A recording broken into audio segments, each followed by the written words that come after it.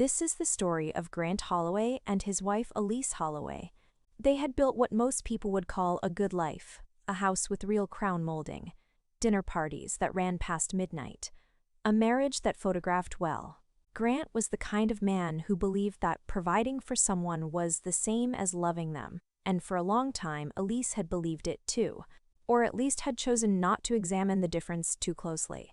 There was something between them that had once been warmth, and what remained of it had hardened into habit. The habit of staying, of maintaining appearances, of not saying the thing that was gathering weight in the silence between dinner and sleep. The tension in their marriage was not the kind that announces itself. It was the kind that lives in the pause before an answer, in the way a person learns to make themselves smaller in a room where they once felt large.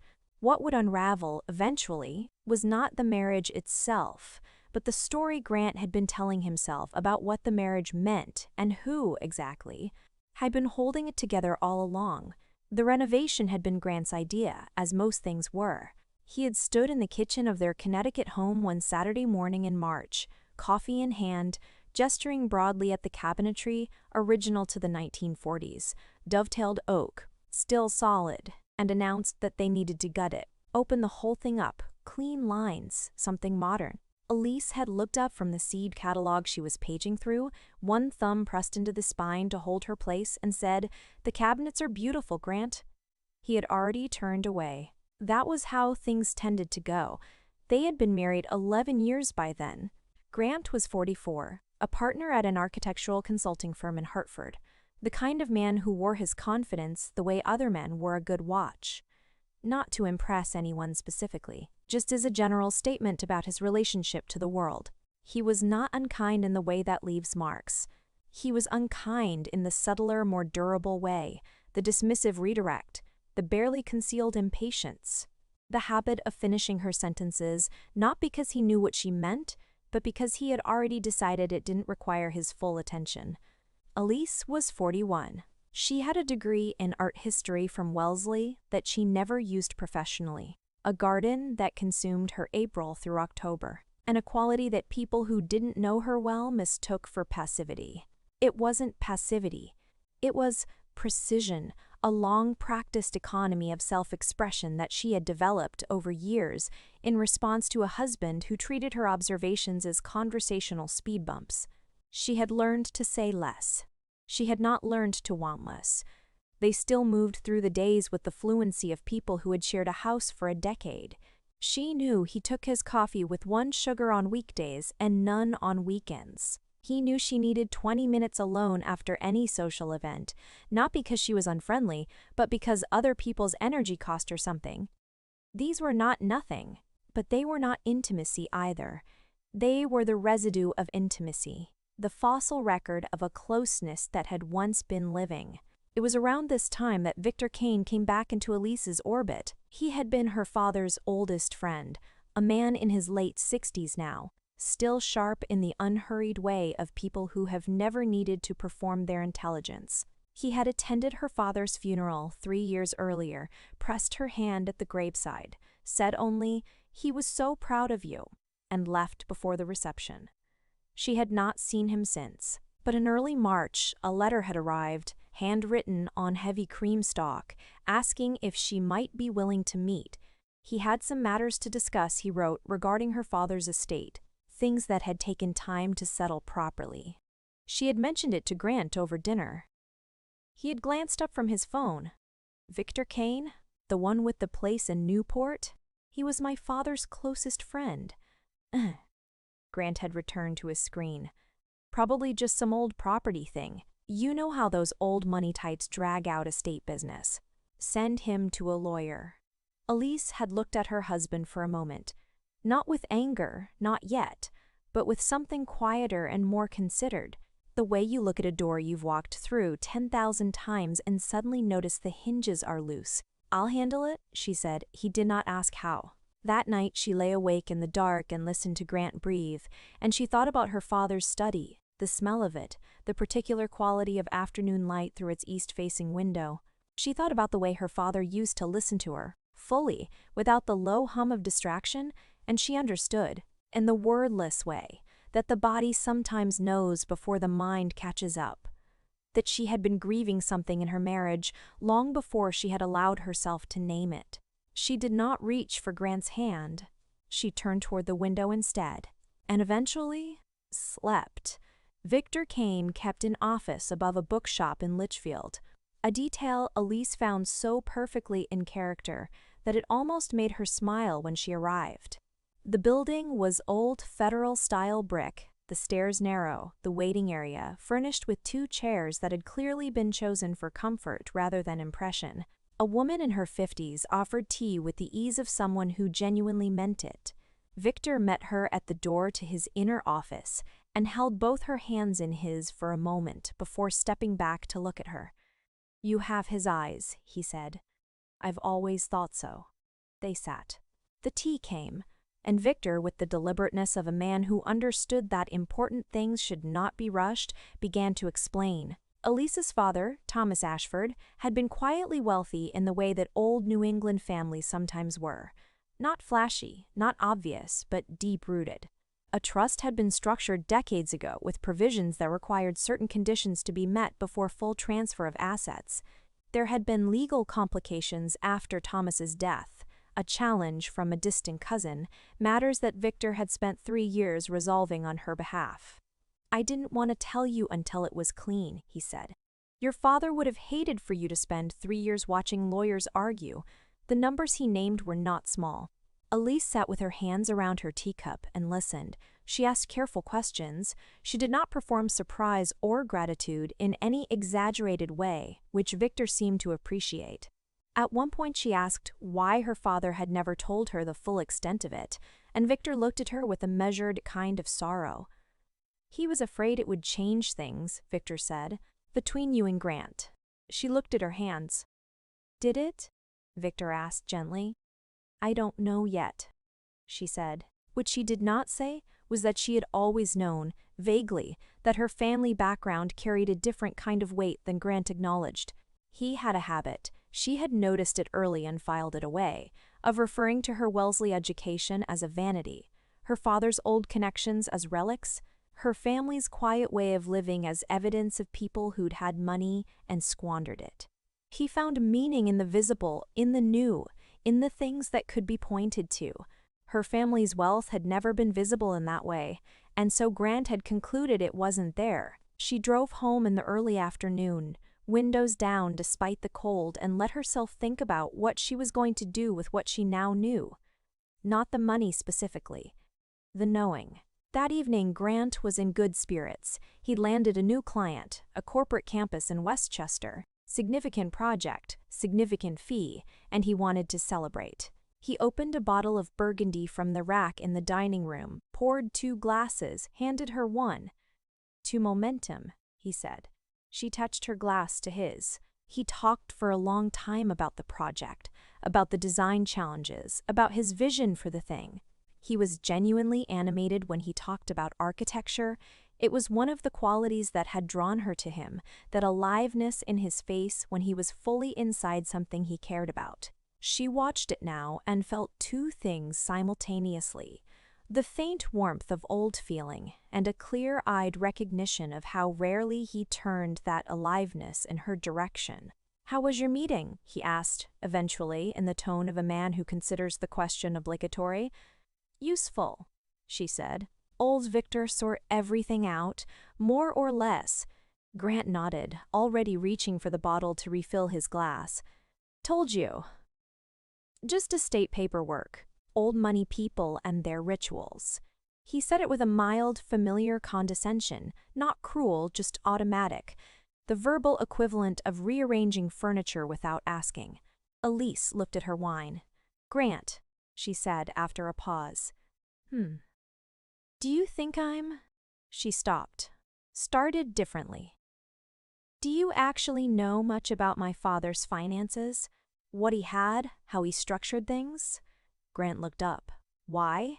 I'm just curious what you know." He shrugged with a certainty that had nothing behind it. He was comfortable. "Nice house, good taste. But you said yourself he never left much. The place in Gloucester went to your aunt.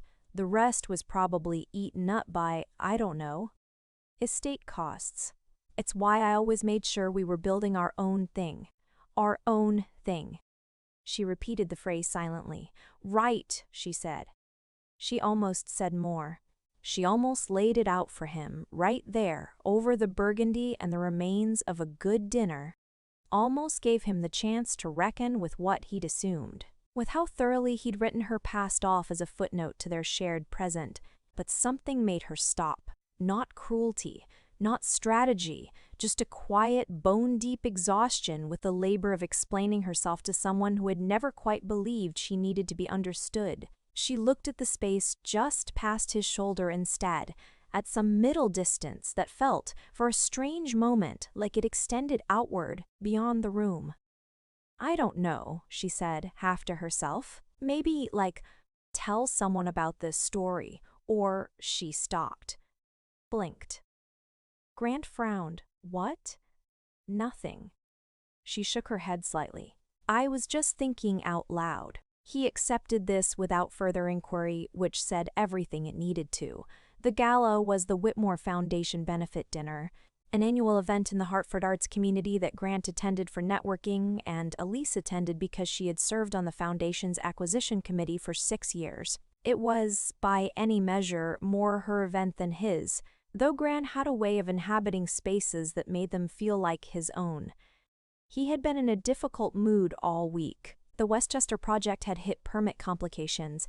A junior associate had made a costly error. Grant was carrying the specific, brittle tension of a man whose authority has been questioned and who has not yet found a sufficient way to reassert it. He had snapped at Elise twice before they left, once about the time it took her to dress, once about a parking logistics question she had not actually been asking him to solve. In the car, they were quiet. The ballroom of the Radisson was full of the particular warmth of a well-funded event, linen and candlelight, and the accumulated goodwill of people who had given money and felt good about it. Elise moved through the room with the ease that Grant had always misread as social performance. It was not performance. These were her people, the curators and patrons and collectors, the people who cared about the quiet weight of a Sargent watercolor, who understood why provenance mattered. She had grown up adjacent to this world. Grant had always treated her comfort in it as a kind of charming decoration. He found colleagues near the bar. She drifted toward the exhibition wall. Victor Kane found her there, in front of a loned hopper, a table near a window, early morning light, the particular loneliness of interior spaces. He stood beside her for a moment in silence before speaking. You look well, he said. I'm navigating, she said. Victor nodded. Have you told him? Not yet. Are you going to? She considered the painting. I don't know if it would change anything. Victor studied her profile. Elise, this is not a small thing. The trust, the assets, what you're set to receive is significant. The Ashford name carries weight in this room and several others. People will know. It will become apparent. He paused. It's better that he hears it from you. I know. The dinner was called. They found their tables. Grant was seated beside a developer he knew, and Elise watched him warm to the conversation with the fluid ease of a man in his element. Anecdote, opinion, laughter. He was good at this. She had never denied that. He was charming when charm served him, engaging when engagement was its own currency. She had fallen in love with a version of that ease, once. She had mistaken it for openness. The Foundation's director, Claire Morrow, took the podium to begin the evening's formal remarks. Donor acknowledgments, project summaries, and then, near the end, a pause. I want to take a moment, Claire said, to acknowledge someone whose family's legacy has quietly shaped this institution for decades, and who has recently confirmed a commitment that will define our acquisitions program for the next generation. She looked across the room. Victor Kane. Victor stood briefly, acknowledged the applause with a small nod, then remained standing. Victor has asked me to note, Claire continued with a particular careful precision, that this gift is made in memory of Thomas Ashford and in honor of Thomas's daughter, Elise Holloway, who is with us tonight and who will be assuming stewardship of the Ashford legacy interest in the foundation going forward. The room turned. polite, genuine applause. Several people near Elise leaned in with warm recognition. A woman from the acquisitions committee pressed her arm. The development director crossed the room to speak to her. Grant did not move. Elise became aware of his stillness across the table, a physical stillness, the kind that comes not from calm but from the sudden reorientation of everything a person thought they understood. She looked at him. He was looking at Victor Kane. And she could see, with a clarity she did not take pleasure in, the moment the arithmetic began to rearrange itself in his mind. The Ashford legacy. The house in Gloucester. The name in this room. The trust that Victor had spent 3 years resolving. The money she had not told him about. The money he had not thought existed. And behind all of it, like a foundation beneath a floor he'd never lifted, the lifestyle he had built. The firm he had grown. The confidence he had moved through the world with, and how much of the ground beneath it had, in ways he was only beginning to calculate, been prepared by a woman he had spent 11 years treating as a secondary character in his own story. Later, outside, waiting for the car, he said, "Why didn't you tell me?" It was not quite a question. "I tried," she said, "a few weeks ago. You told me it was probably just estate paperwork." He said nothing. "You've been telling me, in various ways for 11 years, that my family didn't have much to offer." She said it without heat. "I suppose I started to let you believe it." "Elise, I'm not angry, Grant." She looked at him directly. "That's what's hard to explain. I'm not angry. I'm just tired of being surprised that you don't know me." The car came. They rode home in the particular silence of two people who have arrived from different directions at the same stark piece of geography. She moved into the guest room in May. Not dramatically. She simply, one evening, took her book and her reading lamp and did not come back to the main bedroom. Grant did not ask her to. They continued to share the house, the kitchen in the mornings, the porch in the evenings when the weather allowed, with the careful, attentive courtesy of two people who are no longer intimate but are not yet ready to become strangers. The legal matters were handled quietly, through separate attorneys. Elise was generous in a way that surprised Grant's lawyer and, she suspected, Grant himself. She did not weaponize what she knew. She did not perform her advantage. She was simply precise. About what was hers, about what she would take, about what she was willing to leave behind. She began spending more time in Boston, where the foundation had an office and where she was establishing a more active role in the acquisitions work she had always done at a distance. She leased an apartment there, small, light-filled, on the 3rd floor of a building in the South End, with wide plank floors and windows that looked into the canopy of an old oak. She furnished it slowly, with things that were entirely her own choosing. Victor came to dinner in June. They ate in the kitchen, which she had left unrenovated, the original cabinetry solid and whole around them. He brought a bottle of old Côtes de Rhône, and they talked for 3 hours, about her father, about the foundation, about what she wanted the Ashford name to mean going forward. She felt, in his company, the particular ease of being understood by someone who had known her before she'd learned to make herself small. Grant, meanwhile, was doing what Grant had always done. He was working. The Westchester project resolved. A new commission came in. He hired a junior associate to replace the one who had left. He jogged in the mornings and cooked on Sundays and called his mother on Thursdays. From the outside, the structure of his life was intact. But there was something that had shifted in the internal architecture, something he was only able to examine in the specific privacy of very late nights, when the house was quiet and the accumulated evidence of his assumptions sat around him like furniture he was seeing clearly for the first time. He thought about Elise's father.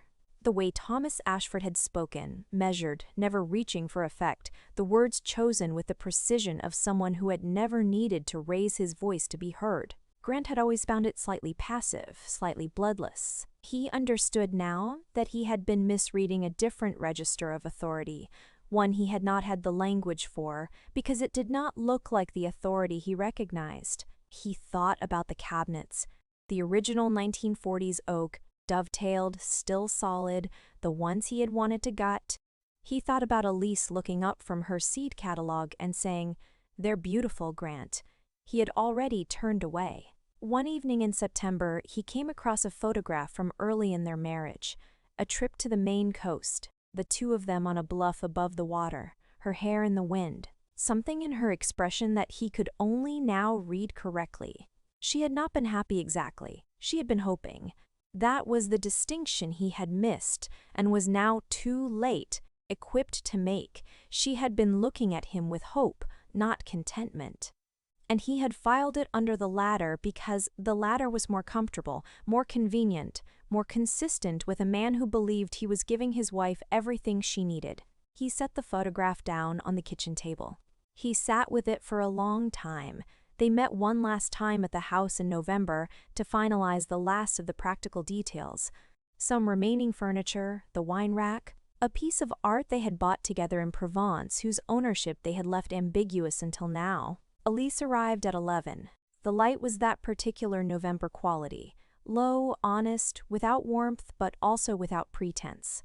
She found Grant in the kitchen, coffee on, 2 cups out, which she thought was kind. The house was mostly packed. His footsteps had a different resonance in the emptied rooms. They moved through the items without friction. She took the Provence painting. He had known she wanted it, and when she said so, he nodded as though this confirmed something he'd been thinking about. They sat with their coffee at the kitchen table, the original table, a round oak thing she'd found at an estate sale early in their marriage. He had always called it too small. She'd always loved it. "You look different," he said. "I've been sleeping better." He turned his cup in his hands. "The Boston apartment is working out." "Yes." A pause. Outside, a neighbor's dog went past. The radiator clicked. "I've been thinking," Grant said. He stopped. Started again. "I've been thinking about how many times you tried to tell me things. About your father. About the house. About he made a gesture that was more surrender than completion. I kept not hearing it." Elise looked at him. "You heard it," she said gently. "You just decided it didn't require a response." He absorbed this. "That's fair." "I know it's fair. I'm not saying it to hurt you." "I know." The coffee cooled between them. "I don't think I was malicious," he said carefully. "I need you to know I understand that doesn't make a difference." It was the most honest thing he had said to her in years, and they both felt the weight of its timing, the strange grief of clarity arriving after the decision has been made, after the damage has become the landscape. "No," she agreed. "It doesn't make a difference." She thought about what else there was to say and found that there wasn't much. Not because the territory was empty, but because they had both arrived finally at an understanding that did not require translation. He knew what he had done. She knew why she had stayed. Neither of those things absolved the other, and neither of them was simple. And there was a kind of mercy in sitting with that together for a few more minutes in the kitchen of the house they had shared for 11 years before one of them had to stand first. She stood. She put on her coat. She picked up the painting wrapped in brown paper tied with twine. She paused at the door to the kitchen and looked back at him, sitting at the small table she had always loved and he had always called too small. And she thought about all the ways a person can be present in a space without being fully seen, and she felt something she had not expected to feel, not quite sadness, not quite relief, but the complex quiet of a thing that has been true for a long time, finally being allowed to be itself. "Take care of yourself, Grant," she said. He looked up. His face was open in a way she had not seen in years, and she understood that this, too, was something she was going to carry. The knowledge that the man she had married was capable of this expression, and that it had taken losing her to find it. "You too," he said. She walked out through the front door, into the November light. Behind her, in the kitchen, Grant Holloway sat with his cold coffee and his accurate understanding of himself. And the silence that followed was not empty. It was full of every dinner where he had talked instead of listened, every dismissal that had seemed in the moment so entirely reasonable. Every morning she had looked at him across the table with something he had never paused long enough to read. The oak cabinets stood solid around him, original to the house, dovetailed and whole. He had never renovated them. She had said they were beautiful, and he had turned away. And somehow, in the accumulated shorthand of a marriage that had mistaken comfort for love, they had simply never come up again. He left them as they were when he finally locked the door. Some things you understand too late to change, and the most honest thing a person can do with that knowledge is hold it quietly, without excuse, and let it mean what it means.